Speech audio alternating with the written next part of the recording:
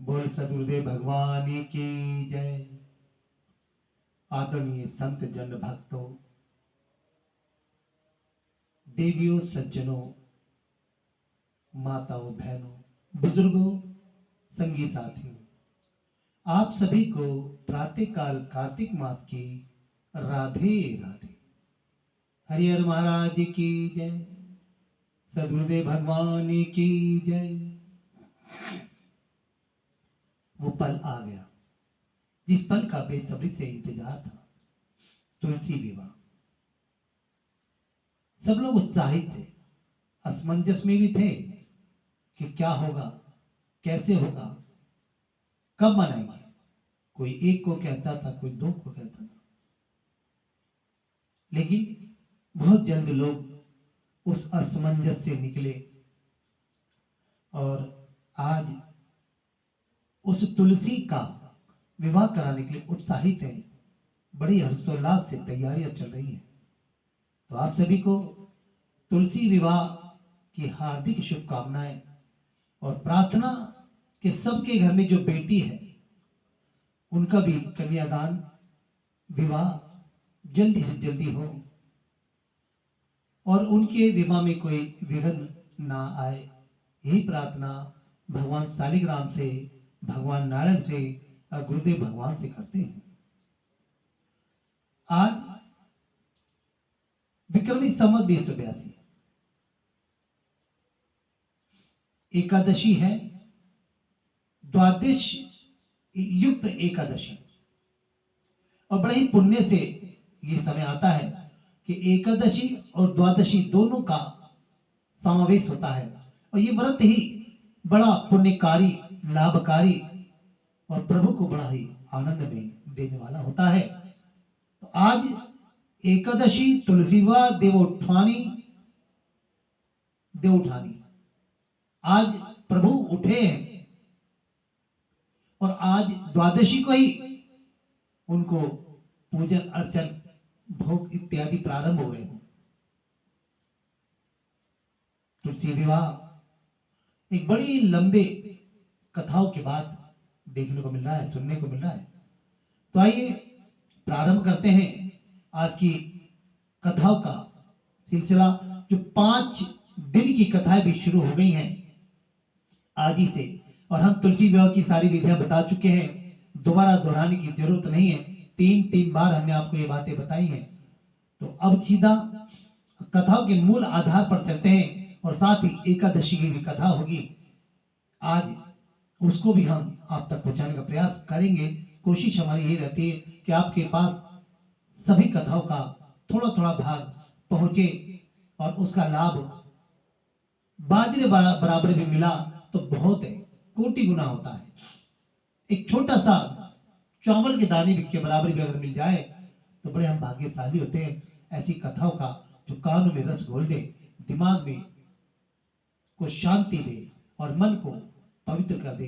हम इसीलिए कथाओं में जो शब्द डालते हैं, जो शब्द होते हैं, उनका कोशिश करते हैं कि आप तक, आपके दिल दिमाग को सुकून पहुंचे और बात समझ में आ जाए।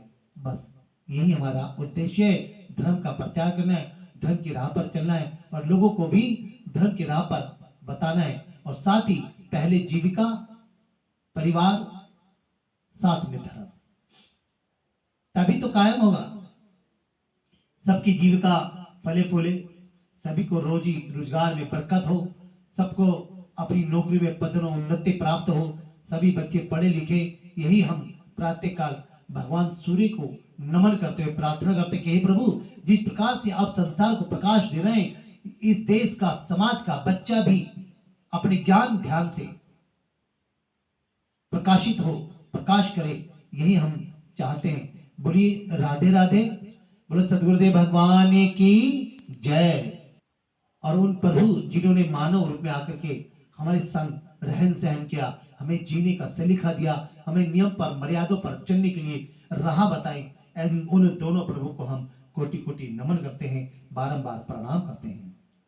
कहते हैं जिस प्रकार से सूर्य चंद्र है, दोनों आंखें हैं, 2 कान हैं, इसी प्रकार से शरीर में जो भी भाग 2 हैं, उनमें एक भाग ये भी जुड़ता है कि प्रभु राम और प्रभु श्री कृष्ण जी हमारे आसपास हमारे चक्षु में है। उन चक्षु से हमें वो दुनिया दिखा रहे हैं, उन्हीं चक्षु से हम आगे बढ़ रहे हैं। वो रोशनी के ज्ञान के ऋषि के रूप में हमारे अंग संग रहते हैं, हमारे हृदय में वास करते हैं।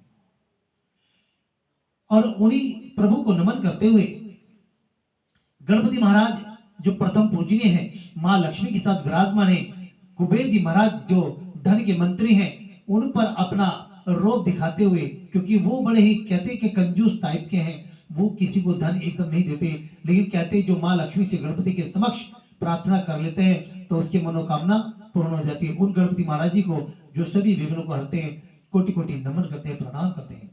गुरुदेव भगवान को नमन करते हैं जिन्होंने ये बताया कि ये 33 कोटि प्रकार के देवी देवताओं को किस प्रकार से नमन किया जाता है, जो तुम्हारे माता पिता के रूप में आप तुम्हारे घर में विराजमान हैं।